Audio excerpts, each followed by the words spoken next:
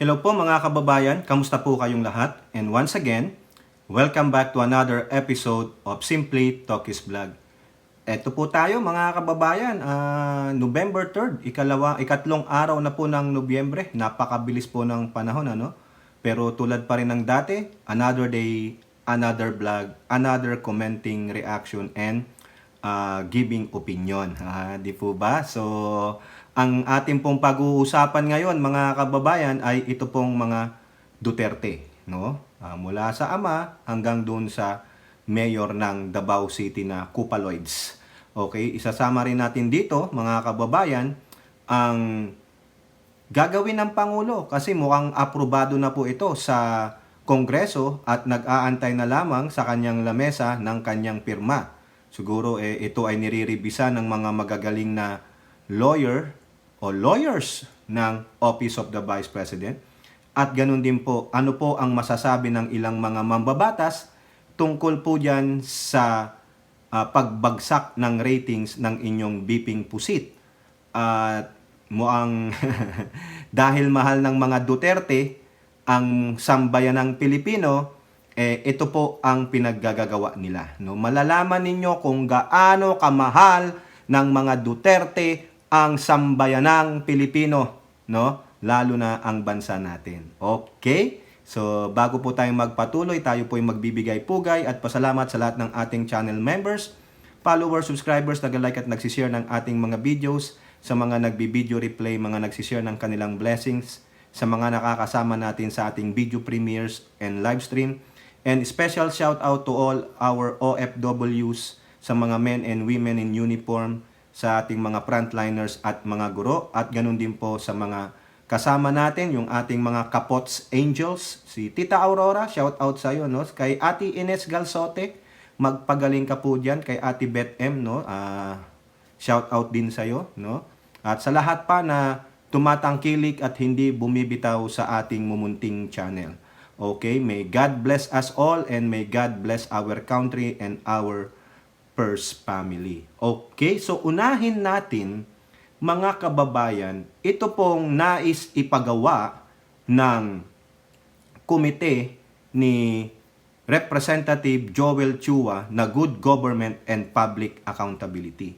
Kasi ito pong komite na ito ay magsasagawa muli ng hearing sa darating na November 5th. No? Tungkol pa rin pa ito sa irregularidad ng paggastos ng budget ng OBP at ng DepEd. At sila po ay nagpadala na ng letter of invitation sa opisina ng OBP na paatinin yung mga corresponding mga OBP staff at kung sakasakali ang beeping pusit ninyo. No? Tulad po ng nangyari nung last time, wala pong umaten na mga staff or ang inyong beeping pusit sa hearing na yon, yung last time. Ang sabi nila, yung hearing na yan ay unnecessary. No? Kumbaga, hindi importante yan eh. Walang kabuluhan yung hearing na yan. O, diba? Na-i-vlog po natin yan. At meron nga po ditong 6, base po sa balita ng Rappler during that time, na October 17, na 6 na nagtatrabaho sa OBP at dati sa DepEd ang binigyan na po ng arrest order o pinakontempt. Ngayon po, may kahilingan po ang komite na yan ni Representative Joel Chua sa Department of Justice. So kunin na lang natin yung code card dito sa Impact Leadership. Ayan po. DOJ urge to issue lookout bulletin for 7. Dati, sinabi ko kanina sa Rappler no October 17, 6 lang yan. Tapos yung iba dyan, dun sa letter, nagpadala po sila ng letter of non-attendance, no, or their excuse. Diyan po sa committee na yan, marami pong pumirma doon, no? 2, 4, 6, 8, 10, 12. So kung tutuusin, base sa ulat ng Rappler na ito, 19 sila na pumirma doon sa letter na sabi, it lacks clear legislative objective. Kine-question nila yung hearing na ginagawa ng komite ni Representative Joel Chua. O ngayon, anong ginawa, di ba? Ulitin natin sa code card ng Impact Leadership. DOJ urged to issue lookout bulletin for 7 OBP officials amid probe into Sara's alleged fund misuse. Yung 7 na to, no, idinagdag po diyan yung asawa ni Paharda. Itong si Paharda na lalaki, siya po yung kinasangkapan ni Pusit para ilabas ang 3 tseke na nagkakahalaga ng 37.5 isa, kaya ang total niyan ay 112.5 million pesos. Uulitin ko, sabi ni Representative Dong Gonzales, paano ninyo naiyakyat yung ganyang kalaking halaga sa opisina ng Department of Education during that time? Wala namang escalator o elevator. So, sino po yung 7 na pinapa-lookout bulletin? Kasi itong mga to, pag Tuesday wala pa tong mga to, ito ay ipapa-show cause order na at bibigyan na ng arrest order. Yung iba nga dyan may arrest order na, pero defiant pa rin sila. They don't wanna come. So, hulihin, i-contempt. May nagsabi nga sa atin, nasabi daw ni Pusit dati, pag ipina-contempt yung mga nagtatrabaho sa opisina niya, sasama daw siya. Gawin na ninyo. Ano pa inaantay ng komite ni Representative Joel Chua? Pero mind you, no, sinabi na natin ito dati, na in courtesy and respect with the office of the Vice President, hindi daw nila iko-contempt si Pusit. Kung di, yung mga tauhan niya, di ba? Fair ba yun? Sa palagay nyo, patas yun? Kung bagas kung sino yung nag-utos sa kanila na huwag pumunta sa hearing, siya yung hindi papatawan ng contempt. Ang bubuntunan ng galit ng komite ni Joel Chua ay yung mga nautusan lamang? O ano ka, Joel Chua? Takot ka ba? Meron bang nasasaad sa libro ninyo, sa rulebook o sa konstitusyon o anumang batas na nagsasabing you have to respect, ganon? Pag nakagawa na ng pagkakamali ito, kung defiant na siya sa order ng korte o whatever ninyo, korte man o hindi, di ba? Hindi niya nire-respeto ang anumang institusyon. Di ba? Kinakailangan pa ba siyang igalang mismo? O ginagalang natin yung opisina, but not the one sitting on that office.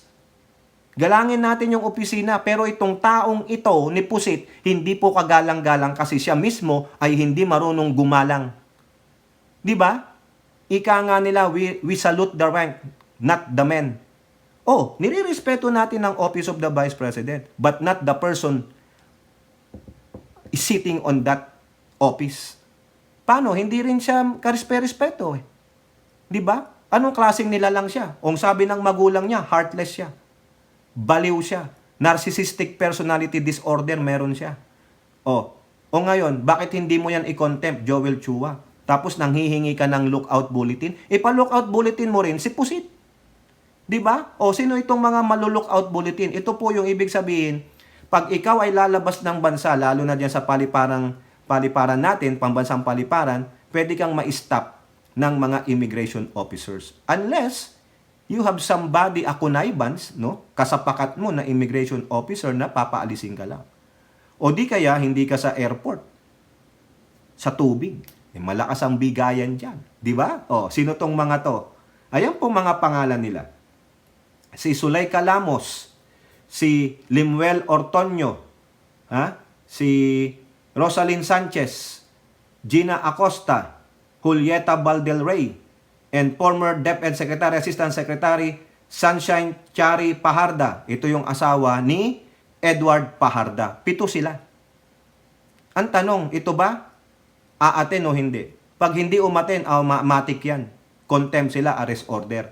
Ang tanong, sino nag-utos hindi sila umaten? Di siyempre si Pusit. Like father, like daughter. Maalala nyo yung tatay niya? Ganyan kamahal ni Pusit ang mga tauhan niya. Ganyang kamahal ni Pusit ang mga kapwa niya Pilipino. Mahal niya Kaya niyang isa lang alang, yung kawalang hiyaan. Yung pagsuway sa utos. Ganyang niya kamahal. Sabi niya, sasamahan niya pag na-contempt. Tignan natin kung sasama siya. Pakita niya. No, kung talagang mahal niya itong mga to, no? May pagmamahal siya kasi sabi niya, huwag kayong umaten o di hindi umaten.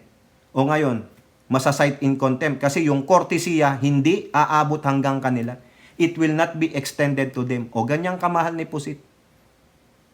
No? Mahal niya po ang sambayan ng Pilipino na kaya niyang babuyin. Oo. 'Di ba? Mahal niya ang kapwa niya Pilipino, kaya niyang hukayin ang labi ng Apulacay. Itapon sa West Philippine Sea. Kaya mahal niya ang kapwa niya Pilipino. Gusto niyang tanggalan ng ulo ang ating Pangulong Bongbong Marcos. Mahal niya ang mga Pilipino, nananapak siya. Oo. Nag-i-imagine siya. 'Di ba? Ganyan niya po kamahal ang mga Pilipino, ganyan niya kamahal ang mga nagtatrabaho sa opisina niya. Oo. Huwag kayong umatin. No? Tinuturuan niya ng maling asal. Ganyan niya po kamahal. Oo. Mahal na mahal niya mga kababayan, o 'di ba? O tignan natin sa Tuesday kung aaten ang mga ito if they have the balls. Kung talagang marunong silang sumunod sa pinag-uutos o di kaya katulad sila ng amo nilang Pusit. Tatakas dahil sila ay mahal na mahal ni Pusit.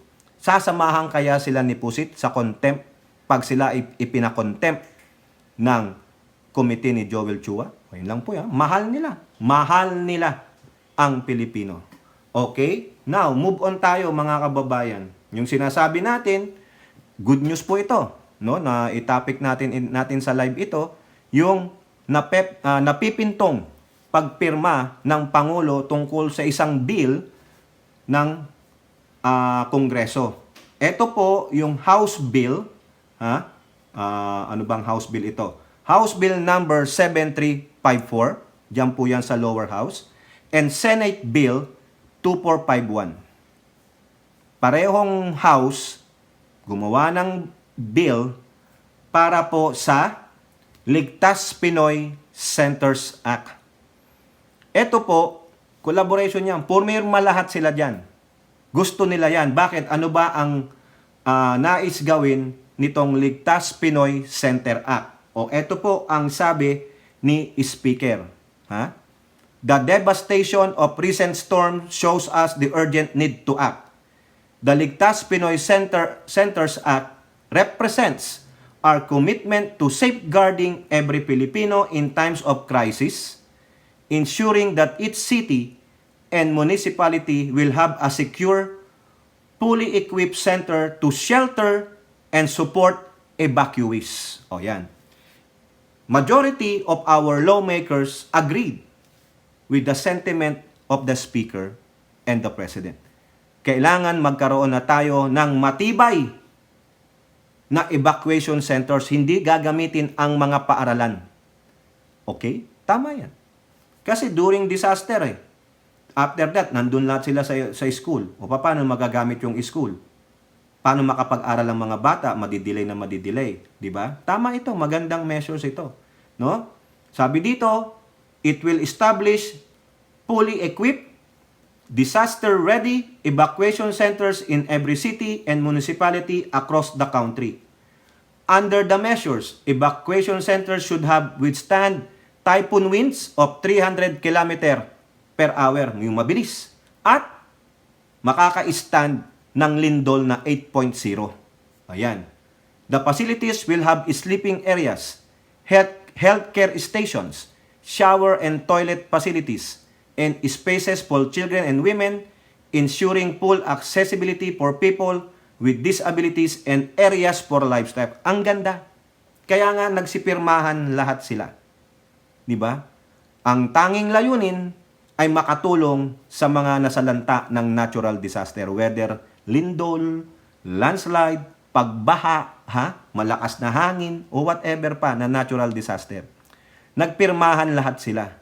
Mahal nila ang Pilipino. Okay? Pero ang mga Duterte, mas mahal nila ang Pilipino. Yung tatay, mahal niya ang Pilipino dahil inamin niya meron siyang death squad. May EJK siya. Si Duterte, mahal niya ang mga Pilipino, pinayuhan niya ang mga staff niya sa OBP or DepEd dati na huwag pumunta sa hearing ng Good Government and Public Accountability. Puputulan ng ulo ang Pangulo. Uhukayin ng dating Pangulo, nananapak ng kapwa, nananakit. O, yan po, ganun po silang magmahal. Ito namang isang mambabatas din na kanilang representante ng First District ng Davao City, mahal niya rin ang Pilipino. Sabi ko sa inyo, ang mga Duterte mapagmahal sa mga Pilipino. O, yung mag-ama, yung babae at lalaki, no, yung father-daughter, mahal na mahal nila, sinabi ko na sa inyo. Ito namang panganay na anak na merong 51 billion. Yan po ang sabi sa quote card ng Impact Leadership. Pulong, Cas, Sol, no. Bumoto siya ng no sa pagpapatayo ng Ligtas Pinoy Centers Act. Siya lamang, base po dito sa ulat na to, ang nag-iisang representante ng Davao City, 1st District, na hindi pumirma sa Ligtas Pinoy Centers Act. Binasa ko sa inyo kung ano yung layunin ng Ligtas Pinoy Center Act. Pero hindi po pumayag doon si Pulong Duterte. Isa lang siya, mag-isa niya, sa among na nag-yes sa House Bill 7354, kaisa-isa na lang na sumagot ng no. Ayaw ko kasi mahal ko ang kapwa ko. Ayaw kong magtayo sila ng Ligtas Pinoy Center sa bawat munisipalidad. Ayaw ko niyan sa Davao. Ayaw niyang magkaroon ng ganyan sa Davao. Gusto niya pa rin gumamit ng mga paaralan. Gusto niya pa rin kung saan dalhin yung mga evacuation center. Ayaw ko niyan. Bayaan ko silang malunod sa baha. Bayaan ko silang maghirap para lalo nilang maalala ang katarantaduhan, ang kawalang hiyaan ni Martin Romualdez at ni Bongbong Marcos. Yan po yan. Mahal niya ang Pilipino. Mahal niya ang bansang Pilipinas. May malasakit ang Duterte sa mga Pilipino. Kaya hindi po bumoto si Pulong na magkaroon ng Ligtas Pinoy Center Act sa ating bansa. Ayan. Ayaw niya po. Ano man ang dahilan niya, siguro valid ang dahilan niya, pero ayaw niya. Base po sa pinabi natin kung ano ang magagawa ng Ligtas Pinoy Center Act sa bawat munisipalidad, ayaw niya pa rin. Parang nakukulangan siya. Ayaw niyang maibahagi ang bilyong piso para makatulong sa mga kapwa Pilipino natin na sinasalanta ng mga natural disaster. Ayaw niya. Nanakawin lang siguro ang pera dyan, may SOP na 40%. Ayaw niya. Baka ang gusto niya, siya ang magpatayo. Ganyan po kamahal ng mga Duterte ang sambayanang Pilipino. No? Ayaw niya sa House Bill 7354, ayaw niya sa Senate Bill 2451. Ayaw ko maging Republic Act yan kasi kulang yan. Mababawasan ang pondo kong 51 billion. Gusto ko ako na lang. Oo, sa akin mapunta ang SOP. Ganun po yan. Kaya ako ang kauna-unahan, no, in the annals of Philippine history in the politics, Pulong Duterte is the only one, no, naninindigan na wag magpatayo ng mga Ligtas Pinoy Centers. Ayaw niya. Kasi ayaw niyang matulungan yung mga nasalanta ng bagyo. Ganyan nila kamahal. Yan po ang mga tatak Duterte. Tatak Duterte, merong death squad. May EJK. Tatak Duterte, palamura. Tatak Duterte, baliw. Tatak Duterte, nag-uudyok na wag sundin ang kautusan ng batas o ng anumang mga nasa kongreso. Wag niyong sundin. Maging lawbreaker kayo. Ako ang bahala sa inyo. Pero pagdating niyan, para po siyang pusit. Mag-isa kayo. Tatak Duterte, ayaw matulungan, no? Yung permanenteng tulong, hindi yung band-aid. Ayaw nila. Ano pa ang Tatak Duterte? Papatayin ang mga kababayan nila. Bakit ko nasabi? Mahal nila talaga ang mga kababayan nilang mga Pilipino eh. Ang sabi ng bunsong anak ni Duterte na lalaki, na mayor ngayon ng Davao City, na pag sila daw po ay nakabalik ng power sa 2028, pipilitin niyang makuha ang posisyon ng Department of National Defense at pupulbusin nila ang Ilocos Norte. Gagayahin niyang tulad ng Marawi na ginawa ng tatay niya. Biruin niyo, pinulbos niyo ang Marawi, di ba? Talagang ginawa niyong ash ang marami. Nararapat ba yun? Ngayon, gusto niyong gawin sa mga Ilocano. Gusto niyong pulbusin ang mga Ilocano. Di ba? Bakit hindi ba mga Pilipino ang Ilocano? Dahil lang ba marami daw mga insurgents at droga? Nasaan ang datos nitong kupal na mayor ng Davao City? Ganyan po kamahal ng mga Duterte ang kapwa nila Pilipino. No? Talagang gusto nilang itegi. Tatak Duterte. O, di ba? Ang galing. Palakpakan. Tatak Duterte. Mahal po nila. So, therefore, mahal na mahal nila ang bansang Pilipinas. Mahal na mahal nila ang Pilipino na kaya nilang ipamigay ang West Philippine Sea sa China. Yan ang sabi ni Digong. Pamigay mo na lang. Tubig lang yan. O. Mahal na mahal nila ang kapwa nila Pilipino. Meron silang death squad. May EJK. Mahal na mahal nila ang kapwa nila Pilipino. Kala nilang manakit, pumatay ng kapwa nila Pilipino. Mahal na mahal nila ang mga Pilipino dahil inayawan nila ang Ligtas Pinoy Center Act. Di ba? Mahal na mahal nila ang kapwa nila Pilipino dahil gustong-gusto nilang maglaglag ng bomba sa ibang lugar para lang daw po malinis ang insurgents at droga nang wala naman silang datos na pinapakita. Sa norte pa. Di ba? Kung kaya nilang iplate ng Marawi dati, what they can do more. Di ba? Yan po, ganyan po magmahal ang mga Duterte sa inang bayan at sa kapwa Pilipino. Yan po yan. O di ba? Hyperbole lang yun. O di ba? O metaphor? Ganun ba? Talaga ba nilang mahal ang Pilipinas at mga kapwa Pilipino nila? O kayo po ang sumagot dyan. O, ngayon, itong mga mambabatas ay merong sinabi sa pagbagsak ng numero ni Biping Pusit ninyo sa survey, lalong-lalo na yung huling-huli. Okta survey ba yun? O, sabi dito sa Politico, House leaders on Sara Duterte's ratings drop. It is expected. Kasi nga mahal niya. Mahal niya ang kanyang bansa at mahal niya ang kapwa niya Pilipino. Mahal niya ang kapwa niya Pilipino na habang binabagyo noong una pa, tumakbo siya ng Germany. Walang reason. Alam naman natin ang reason noon. Shake it up, di ba? Pagbalik niya, nagwalwal siya. Nagalit siya. Ito namang latest si Christine, habang binabayo ang lugar ng Bicol Region, nandyan si Mama Lenlen, nandyan sila Villapuerte, nandoon si SP Escudero, hindi ko lang po makita si Representative Ladman kung anong ginawa niya, wala siya, hindi siya visible, baka naman busy din siya. Si Ako Bicol Party List Representative Elizalde Co, nandoon sila, tumutulong sila sa bayan nilang Bicol, pero ang inyong Vice Presidenteng Pusit na mahal niya ang kapwa niya Pilipino ay nagparty-party doon sa Cebu, sa kasal ng kanyang kaibigang former Cebu Mayor. Ganyan niya kamahal ang mga Pilipino. Handa niyang iwan para lang sa kapritsyo ng kanyang kasiyahan. Saya-saya muna bago tulong. Ganun po. Hindi niya mabibitawan yan. Pero mind you, mas importante ang Davao City. Pag kaya ang Davao City ang nangyaring ganun at meron siyang okasyong pupuntahan, canceled lahat yun. Magpustahan pa tayo. Ano ang sabi diyan? Expected daw yung pag-drop ng kanyang ratings. Kasi bakit? Mahal niya ang Pilipinas at ang mga Pilipino. Di ba?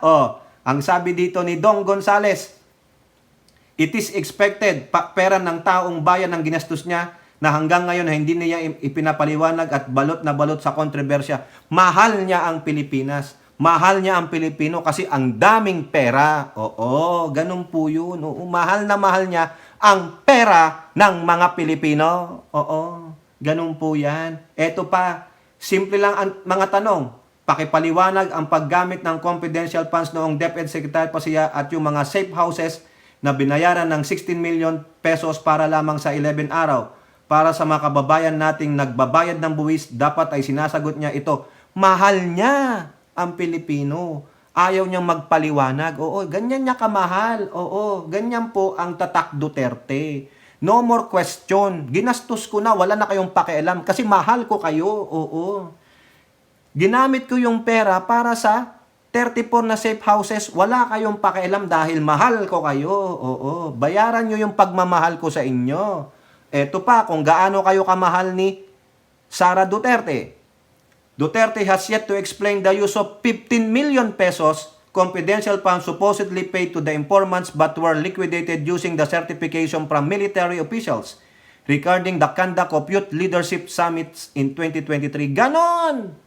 Hindi niya may paliwanag. Pinatotohanan na po ng 4 na general dyan sa Philippine Army na nag-conduct ng Youth Leadership Summit na yan na wala silang natanggap na 15 million pesos mula sa opisina ni Pusit nung siya ay sekretary ng DepEd. Ganon niya kamahal ang mga Pilipino, mga kababayan. Kaya nek-nek ninyo. Di ba? Ganyan nila kamahal gaguhin ang bansang Pilipinas at ang sambayanang Pilipino. Ganyan nila kamahal utuin, budulin, gaguhin ang mga Pilipino. Okay? Ito pa ang sabi ni Gonzales. Ang ating mga kababayan ay nag-iintay ng paliwanag. We are a democracy that values transparency, especially in public spending.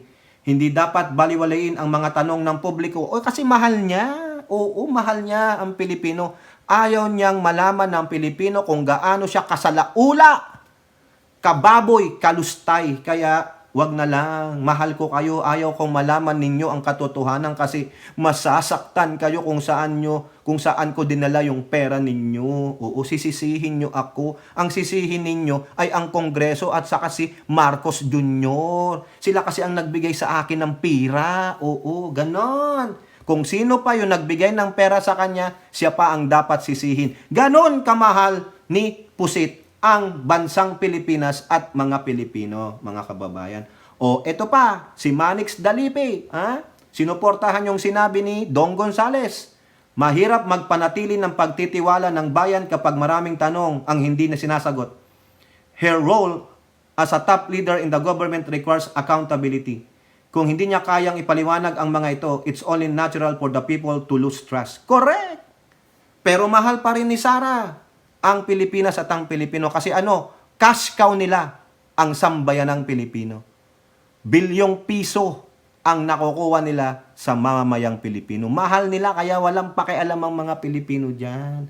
So, suportahan pa rin nila ang mga demonyo na magdadala sa kanila sa impyerno. Mas mahal pa nila ang mga magdadala sa kanila sa impyerno. Ganun po yan. Di ba? Yan po. Kung hindi siya kikilos para linawin ang mga issue, she will continue to lose ground, especially in areas where she enjoyed broader support before. Yan. Okay? Kaya kung susuportahan nyo pa ang mga Duterte, ay kayo din, mahal ninyo ang bansang Pilipinas. Kasi ang mga Duterte ang siya lamang nagmamahal sa bansang Pilipinas at sa mamayang Pilipino. Mula sa ama na umaming may death squad, may EJK. Sa anak na panganay na lalaki na may 51 billion at hindi pumirma sa isang batas na kung saan gagawa ng mga ligtas centers para sa mga munisipalidad na kung saan may matatakbuhan ang mga sinasalanta ng natural disasters. Ayaw niya. Yung inyong BP Pusit, ayaw niyang ipaliwanag kung saan niya nilustay ang kanyang CIF noong 22, 23 at 24. Ayaw.